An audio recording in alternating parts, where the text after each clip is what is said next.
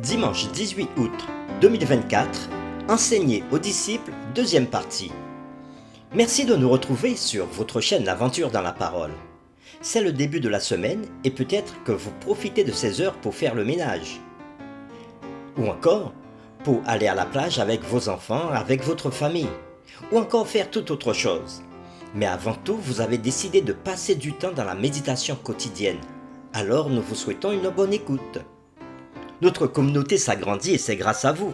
Soyez vous aussi actifs avec nous pour répandre le message, en likant, en partageant le lien avec vos contacts si ce n'est pas encore fait.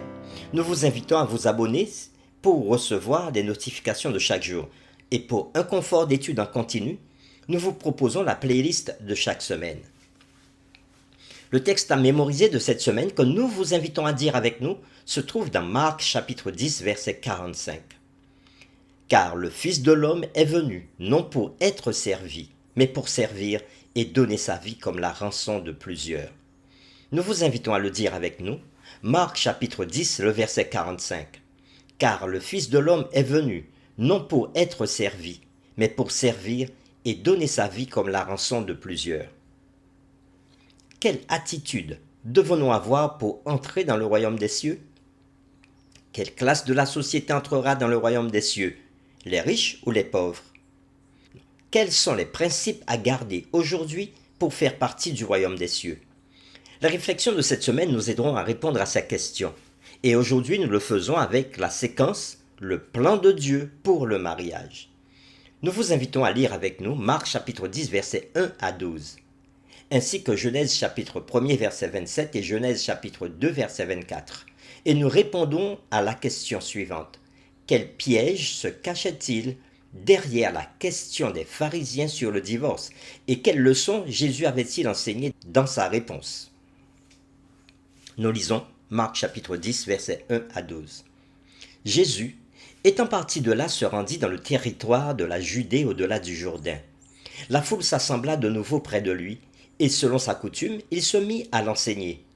Les pharisiens l'abordèrent, et pour l'éprouver, ils lui demandèrent s'il est permis à un homme de répudier sa femme. Il leur répondit, « Que vous a prescrit Moïse ?» Moïse, dirent-ils, a permis d'écrire une lettre de divorce et de répudier. Et Jésus leur dit, « C'est à cause de la dureté de votre cœur que Moïse vous a donné ce précepte. Mais au commencement de la création, Dieu fit l'homme et la femme. C'est pourquoi l'homme quittera son père et sa mère et s'attachera à sa femme, et les deux deviendront une seule chair. Ainsi, ils ne sont plus deux, mais ils sont une seule chair. Que l'homme donc ne sépare pas ce que Dieu a joint. » Lorsqu'ils furent dans la maison, les disciples l'interrogèrent là-dessus. Il leur dit, « Celui qui répudie sa femme et qui en épouse une autre commet un adultère à son égard. Et si une femme quitte son mari, en épouse un autre, elle commet un adultère. » Nous lisons maintenant Genèse chapitre 1er verset 27. Dieu créa l'homme à son image, il le créa à l'image de Dieu, il créa l'homme et la femme. Genèse 2 verset 24. C'est pourquoi l'homme quittera son père et sa mère et s'attachera à sa femme, et ils deviendront une seule chair. Après avoir lu ces différents textes, Marc chapitre 10 verset 1 à 12, ainsi que Genèse chapitre 1er verset 27 et Genèse chapitre 2 verset 24, nous répondons à la question « Quel piège se cachait-il derrière la question des pharisiens sur le divorce et quelles leçons Jésus avait-il enseignées dans sa réponse ?» Dans ce passage, les pharisiens demandaient à Jésus s'il est licite pour un homme de divorcer de sa femme. Chez les pharisiens, le divorce était considéré comme légal. La question était de savoir pour quel motif un homme peut-il divorcer de sa femme. L'école de Shammai était sans doute plus restrictive. On peut seulement divorcer en cas d'infertilité, de négligence matérielle, de négligence émotionnelle ou d'infidélité conjugale. L'école de Hillel était beaucoup plus indulgent, autorisant le divorce pour presque n'importe quelle raison, bien que leur processus d'octroi du divorce fût complexe, ce qui contribuait à ralentir les choses. Il peut donc sembler un peu étrange qu'il pose à Jésus la question générale de savoir si le divorce est acceptable. Derrière cette question se cachait un complot visant à attiser un conflit entre Jésus et Hérode Antipas, le souverain de la région à l'est du Jourdain, où se trouvait Jésus en ce moment. Antipas avait divorcé de sa femme et épousé Hérodiade, la femme de son frère, et avait décapité Jean-Baptiste à cause de sa réprimande de cette relation illicite. On peut le voir dans Matthieu chapitre 14, versets 1 à 12. Jésus contra leur question par la sienne, demandant aux pharisiens ce que Moïse avait commandé à ce sujet. Le passage auquel les pharisiens faisaient référence dans leur réponse est Deutéronome chapitre 24, versets 1 à 4, qui décrit un cas particulier de remariage après un divorce. Nous lisons ce texte, Deutéronome chapitre 24, versets 1 à 4. Lorsqu'un homme aura pris et épousé une femme qui viendra à ne pas trouver grâce à ses yeux, parce qu'il a découvert en elle quelque chose de honteux, il écrira pour elle une lettre de divorce, et après la lui avoir remise en main, il la renverra de sa maison.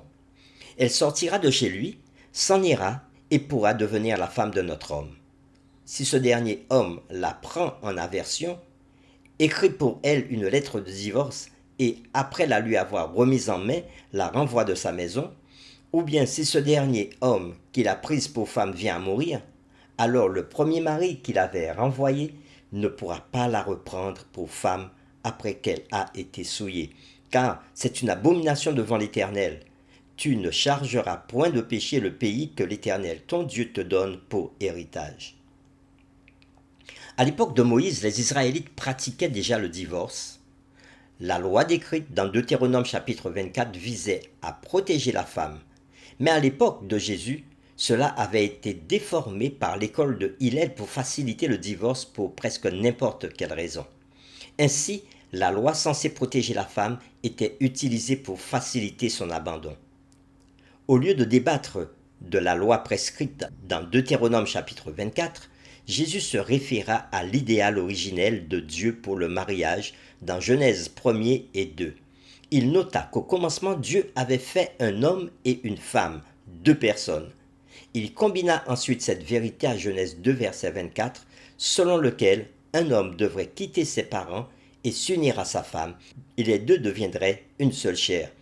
Ce concept d'unité devient la base de l'affirmation du lien conjugal par Jésus. L'homme ne devrait donc pas séparer ce que Dieu a joint. Pour terminer, réfléchissons à ces questions. Que peut faire votre congrégation pour renforcer les foyers des membres?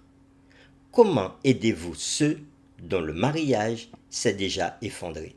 Nous vous invitons à prier avec nous. Merci Seigneur, oui, merci pour cette grâce que tu nous donnes de pouvoir étudier ta parole. Et parfois sur des problèmes et des questions qui nous paraissent très complexes, tu nous apportes des réponses. Et c'est ce que Jésus va faire à propos du divorce. Et il enseigne aux disciples et à ceux qui étaient venus l'écouter, et surtout aux pharisiens qui lui posaient des questions pièges, que Dieu a fait un homme et une femme, et il veut qu'ils soient unis. Alors Seigneur, ça c'est ton plan pour l'humanité. Mais aujourd'hui, il y a beaucoup de problèmes dans les foyers, et parfois les couples arrivent à se séparer et à divorcer. Nous prions pour que tu aides les familles aujourd'hui, que tu leur donnes cette force de pouvoir trouver des solutions lorsque les problèmes surgissent au sein d'un couple, et qu'ainsi les familles soient heureuses de te suivre et de te servir. Merci, merci encore pour ce que tu feras pour tes enfants. Nous t'avons prié au nom de Jésus. Amen.